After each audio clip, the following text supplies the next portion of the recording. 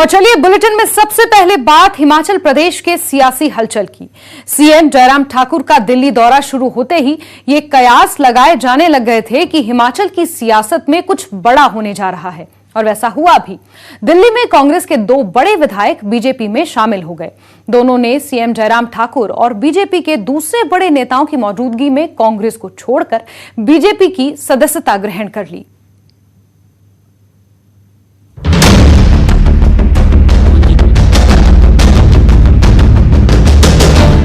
हिमाचल प्रदेश में कांग्रेस को बुधवार को 2 बड़े झटके लगे। हिमाचल कांग्रेस के पूर्व कार्यकारी अध्यक्ष और कांगड़ा से कांग्रेस विधायक पवन काजल ने बीजेपी का दामन थाम लिया।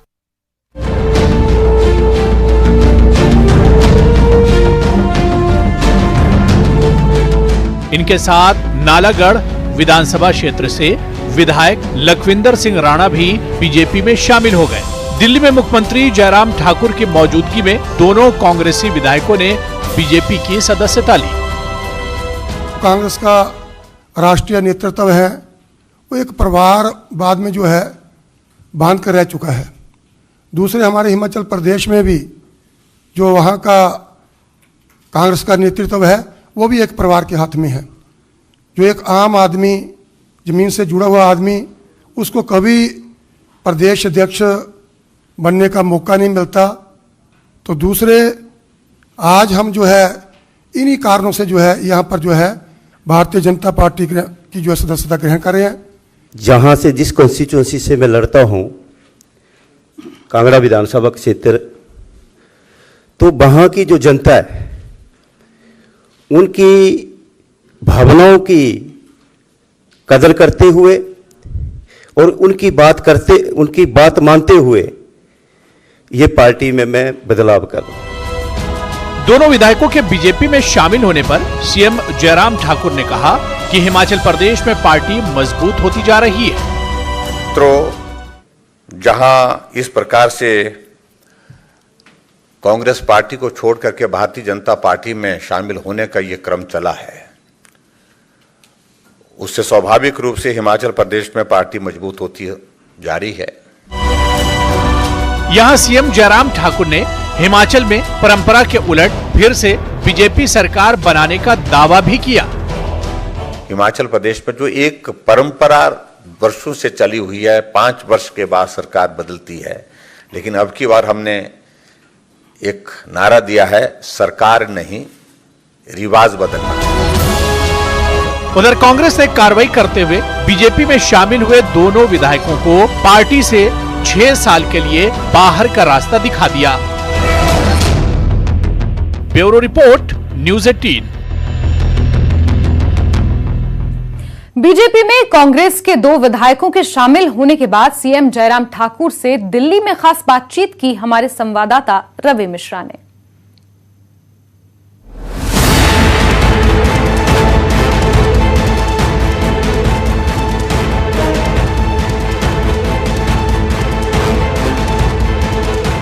हिमाचल के मुख्यमंत्री जयराम ठाकुर हमारे साथ बातचीत करने के लिए मौजूद हैं। बेहद 2 महत्वपूर्ण ज्वाइनिंग हुई है। कांग्रेस के खेमे से 2 बड़े विधायकों को भाजपा के खेमे में शामिल करने में जयराम ठाकुर जी आपका बड़ा योगदान है।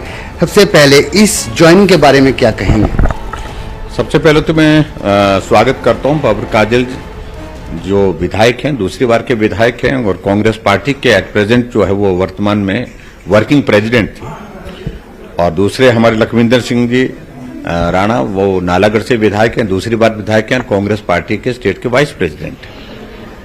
तो दोनों कांग्रेस पार्टी छोड़ करके भारतीय जनता पार्टी में शामिल हुए। मैं उनका स्वागत करता हूं। स्वाभाविक रूप से उनके शामिल होने से हमारा दल मजबूत हुआ है, हमारी पार्टी मजबूत हुई है और यही सोच करके उन लोगों ने ज्वाइन की। जैसे उन्होंने कहा कि आदरणीय मोदी जी का नेतृत्व देश के लिए आज की तारीख में जरूरी है और उनके नेतृत्व को और मजबूत करने की जो जरूरत है उसमें हम बड़ा योगदान हम इस रूप में दे रहे हैं कि हम पार्टी को ज्वाइन करके जो है हम पार्टी को और मजबूत करें। जब चुनाव आते हैं तो इस प्रकार की ज्वाइनिंग होती है, मगर मौजूदा विधायक सिटिंग एमएलए को बीजेपी में शामिल कराने के पीछे कहीं ना कहीं एक विचारधारा भी है और जो विचारधारा बदलती हुई विचारधारा हिमाचल में दिख रही है वहीं आम आदमी पार्टी की बात करें तो वो भी पांव पसार रही है।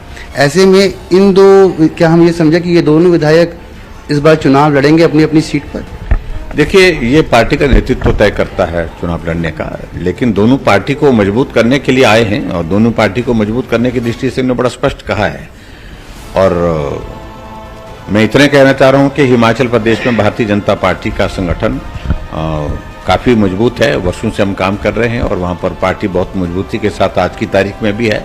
और कांग्रेस पार्टी जिसका भविष्य पूरे देश भर में समाप्त हो गया, कहीं बचा नहीं है, तो ऐसे में कांग्रेस से लोगों का पूरे देश भर में मोह समाप्त हो गया है। और एकमात्र उम्मीद है वो भारतीय जनता पार्टी, एकमात्र उम्मीद है नेतृत्व के रूप में नरेंद्र भाई मोदी जी।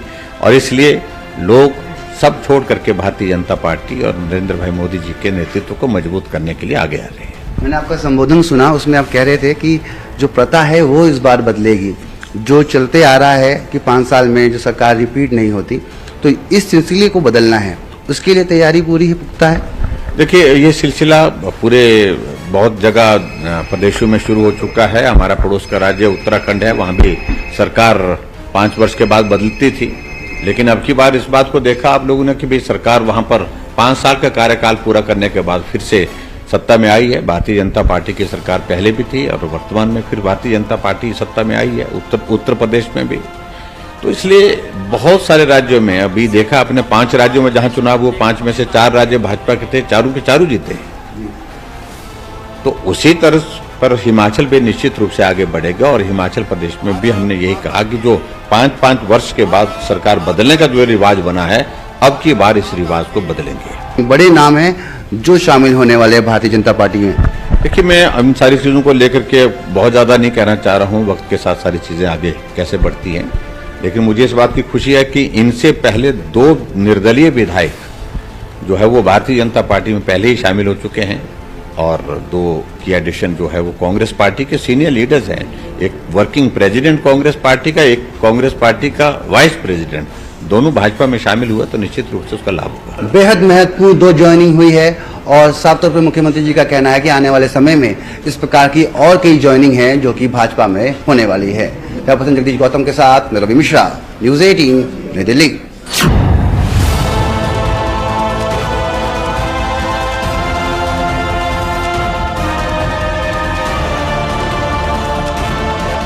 वहीं बीजेपी में शामिल हुए विधायक लखविंदर राणा से भी संवाददाता रवि मिश्रा ने खास बातचीत की, जिसमें लखविंदर राणा ने कांग्रेस पर परिवारवाद का आरोप लगाया।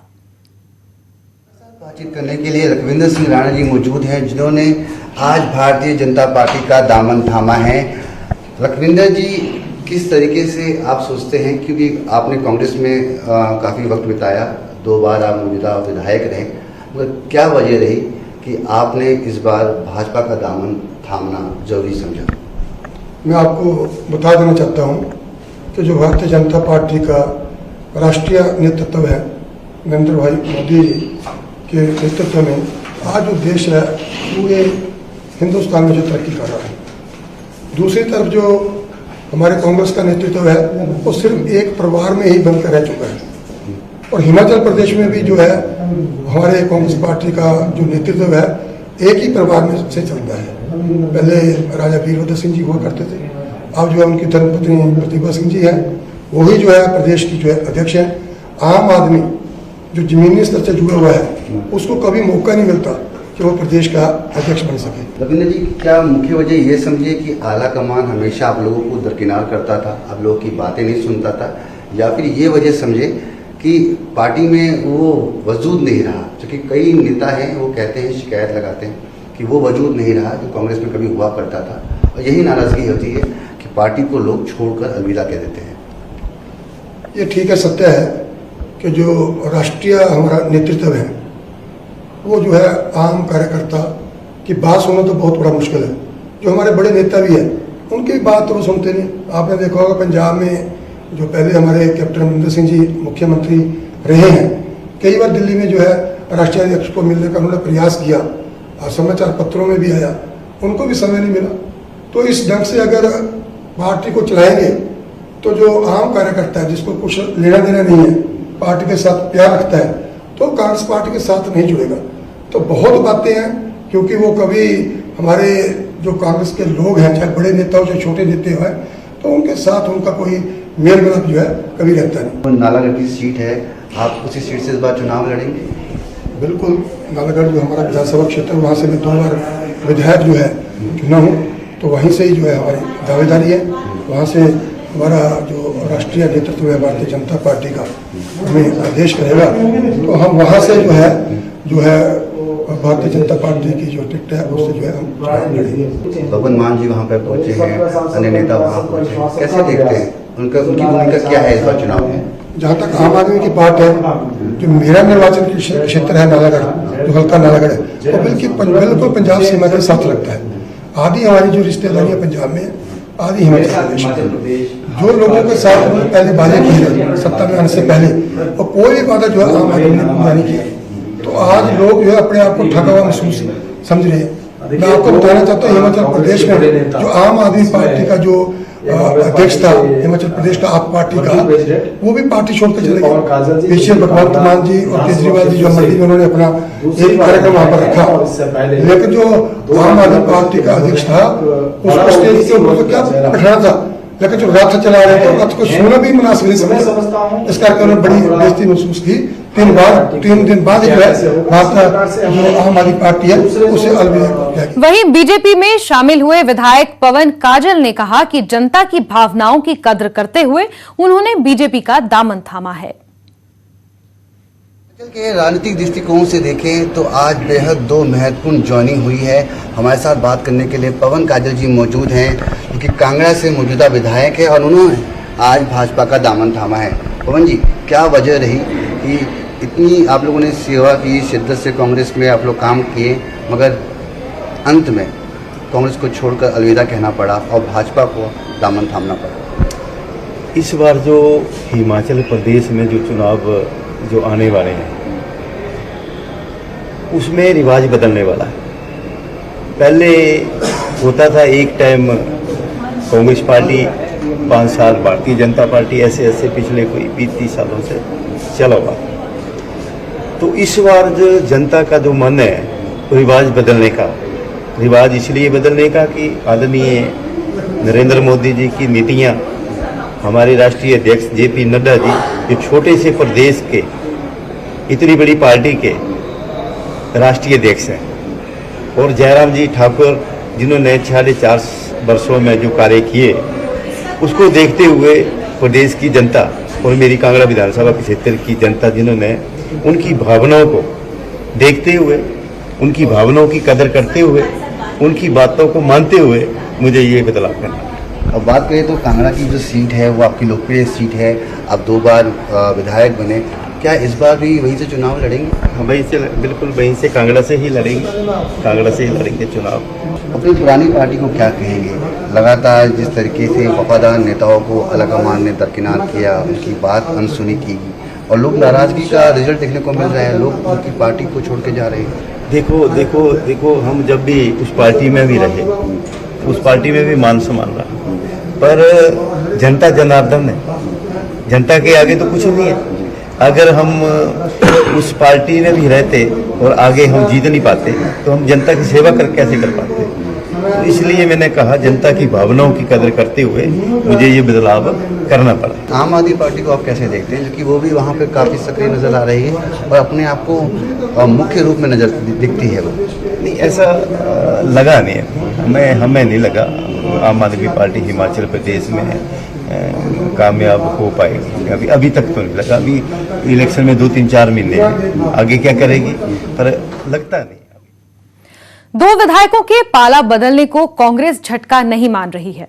कांग्रेस प्रदेश अध्यक्ष प्रतिभा सिंह ने कहा कि ये कोई बड़ा झटका नहीं है, केवल नेशनल न्यूज बनी है, इसका कोई बड़ा असर नहीं होगा। उन्होंने कहा कि दोनों विधायक बीजेपी से कांग्रेस में आए थे, कांग्रेस ने उन्हें पूरा मान सम्मान दिया है और एक को कार्यकारी अध्यक्ष तक बनाया, लेकिन किस बात का डर है कि जिस वजह से वो बीजेपी में गए हैं, ये उनकी अंतरात्मा ही जानती है। साथ ही प्रतिभा सिंह ने कहा कि कांग्रेस के पास कई जिताऊ उम्मीदवार हैं। लगता कि कोई बड़ा भारी इसका इम्पैक्ट पड़ेगा। ठीक है, एक नेशनल न्यूज आज जरूर बनी है कि उन दोनों ने जाकर बीजेपी ज्वाइन की है। That is not all that important. We have to see, we have many other candidates also. Like Nalagarh mein we have a very potent candidate who can win the election. So ठीक है, we'll उनको हम आगे करेंगे. और भी लोग apply करेंगे, उसमें भी देखा जाएगा कि किसमें पोटेंशियलिटी है, कौन जीत सकता है, वहां से उनको टिकट दिया जाएगा. उसी तरह से कांगड़ा में भी कोई हमारे पास लीडर्स की कमी नहीं है. वहां से भी अच्छे पार्टी वर्कर्स रहे हैं, अच्छे पार्टी के ओहदेदार रहे हैं, उनको हम आने वाले समय में टिकट देंगे. और मुझे विश्वास है कि इन सरकार की नाकामियों की वजह से लोग दोबारा से कांग्रेस को वोट देंगे और कांग्रेस को जिताकर हिमाचल प्रदेश में कांग्रेस की सरकार को बनाएंगे. और इसी बीच हिमाचल प्रदेश में आम आदमी पार्टी ने चुनावी दांव खेला है. बुधवार को राजधानी शिमला में दिल्ली के डिप्टी सीएम मनीष सिसोदिया और पंजाब के मुख्यमंत्री भगवंत मान ने शिक्षा को लेकर चुनावी घोषणाएं की और 5 बड़े ऐलान किए. इन घोषणाओं को आम आदमी पार्टी ने गारंटी करार दिया है. क्या है वो 5 गारंटी, एक एक कर जान लीजिए. मनीष सिसोदिया ने कहा कि प्रदेश में सरकार बनने के बाद 1 से 12वीं तक हर परिवार के हर बच्चे को मुफ्त शिक्षा दी जाएगी. आम आदमी पार्टी ने दिल्ली की तरह सभी स्कूलों को शानदार बनाने की दूसरी गारंटी दी है. इसके अलावा हिमाचल के प्राइवेट स्कूलों में नाजायज फीस नहीं बढ़ने देने की गारंटी भी आम आदमी पार्टी ने दी है. सभी कच्चे शिक्षकों को पक्का करने के साथ ही शिक्षकों के खाली पद भरने की भी गारंटी आज आपकी तरफ से दी गई है. और शिक्षकों को अध्यापन कार्य के अलावा दूसरे कार्य नहीं देने की भी गारंटी आपके बड़े नेताओं ने हिमाचल के लोगों को दी है. बुधवार को शिमला में आयोजित पार्टी के एक कार्यक्रम में विशेष रूप से पहुंचे दोनों नेताओं ने ये ऐलान किया. इस कार्यक्रम में राज्यसभा सांसद और हिमाचल सह प्रभारी संदीप पाठक और आपके प्रदेशाध्यक्ष सुरजीत ठाकुर भी मौजूद रहे. और हिमाचल की जनता के बीच हिमाचल के भविष्य के लिए, हिमाचल के बच्चों की तरक्की के लिए, हिमाचल के परिवारों की तरक्की के लिए केजरीवाल जी की तरफ से 5 शिक्षा गारंटियां हमने रखी हैं. इस अपील के साथ हिमाचल की जनता से कि आप इस बार आम आदमी पार्टी को वोट करें, आम आदमी पार्टी की सरकार बनवाएं. केजरीवाल जी की गारंटी है कि हिमाचल प्रदेश के हर बच्चे को अच्छी और फ्री शिक्षा आम आदमी पार्टी की सरकार दिलवाएगी. केजरीवाल जी की गारंटी है कि दिल्ली की तरह सभी सरकारी स्कूलों को शानदार बनाया जाएगा. केजरीवाल जी की गारंटी है कि दिल्ली की तरह हिमाचल प्रदेश में भी प्राइवेट स्कूलों की फीस नाजायज रूप से नहीं बढ़ने दी जाएगी. हिमाचल प्रदेश के सभी कच्चे शिक्षकों को पक्का किया जाएगा और शिक्षकों के सभी खाली पद भरे जाएंगे. और शिक्षकों को शिक्षण के अलावा और कोई काम नहीं दिया जाएगा. ये केजरीवाल जी की 5 गारंटियां हैं जो हम दोनों आज माननीय भगवंत मान जी के नेतृत्व में यहाँ रखने आए थे. कि हम झूठे वादे नहीं करते, हम दावे नहीं करते, हम गारंटी देते हैं. गारंटी मीन्स कि इस काम की गारंटी है, ये होगा. अभी 5 महीने हमारी सरकार को हुए हैं पंजाब में, तो हमने बिजली वाली गारंटी जो है वो पूरी कर दी. हमने मोहल्ला क्लिनिक की शुरुआत कर दी, वो गारंटी पूरी कर दी. गारंटियों के बिना भी जो करप्शन में या फिर जो ज़मीनें रसूखदार लोगों ने नजायज कब्जा कर रखा था वो छुड़वा रहे हैं. तो जितनी भी गारंटियां आम आदमी पार्टी ने पंजाब में दी वो पूरी करेंगे, ज़्यादा ही करेंगे. जितना पैसा हमारे पास रेवेन्यू का आता जाएगा, क्योंकि हम लीकेज बंद कर रहे हैं, जितना बजट में वृद्धि होती जाएगी, खजाने में पैसा आता जाएगा, उतना ही पैसा हम लोगों पर खर्च करते रहेंगे. लोगों का पैसा लोगों पर इंफ्रास्ट्रक्चर के रूप में, स्कूलों के रूप में, फ्री बिजली के रूप में, इलाज के रूप में किसी न किसी तरीके से अगर लोगों के पास जाता है तो इसको मैं फ्री भी नहीं कहूँगा, इसको कोई रेवड़ी नहीं कहूँगा. ये लोगों का हक है. और चलिए बुलेटिन में आगे बढ़ेंगे और बात चंबा जिले की करेंगे, जहां एक शख्स की वजह से स्कूली बच्चों को क्लासरूम तक पहुंचने के लिए सीढ़ी का सहारा लेना पड़ा. वो शख्स अपनी नियुक्ति नहीं होने से नाराज था और नाराजगी में उसने बच्चों को जोखिम में डाल दिया.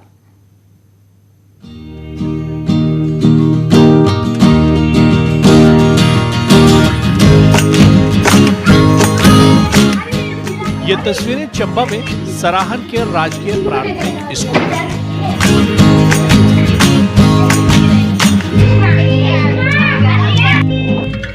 जहां बुधवार को छोटे छोटे स्कूली बच्चों को क्लासरूम तक पहुंचने के लिए सीढ़ी का सहारा लेना पड़ा।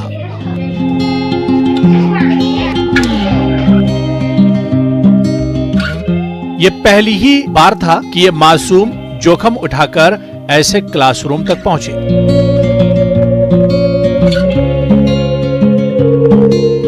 ऐसा क्यों हुआ, अब ये जान लीजिए। ये स्कूल दान की जमीन पर बना है। दान देने वाले जमीन मालिक ने मुख्य गेट पर बाड़ लगा दिया था, जिसके बाद स्कूली बच्चे सीढ़ी से क्लासरूम तक पहुंचे।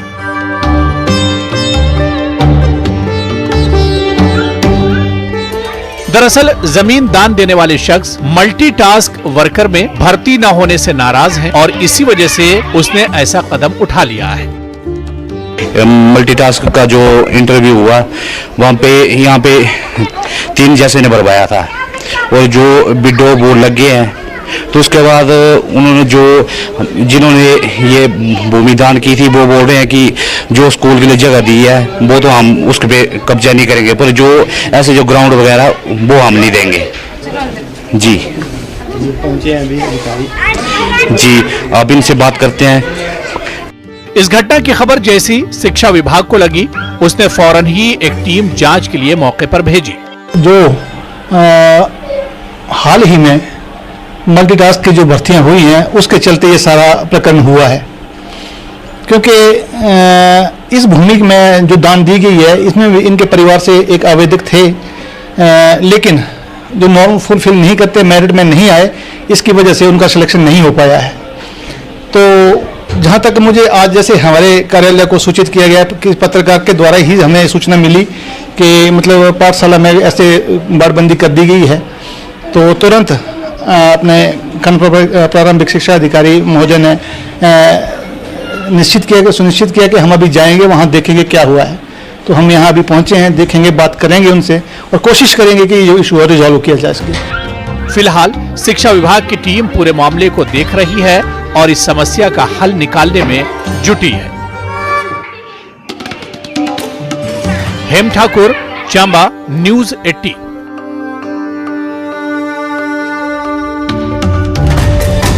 नालागढ़ में हुई तेज बारिश ने तबाही मचा दी है। बारिश के कारण लोगों का जनजीवन अस्त व्यस्त हो गया है और लोगों के घरों में नाले का पानी घुस आया है। इस रिपोर्ट के साथ इस बुलेटिन में फिलहाल के लिए बस इतना ही। मुझे दीजिए इजाजत, नमस्कार।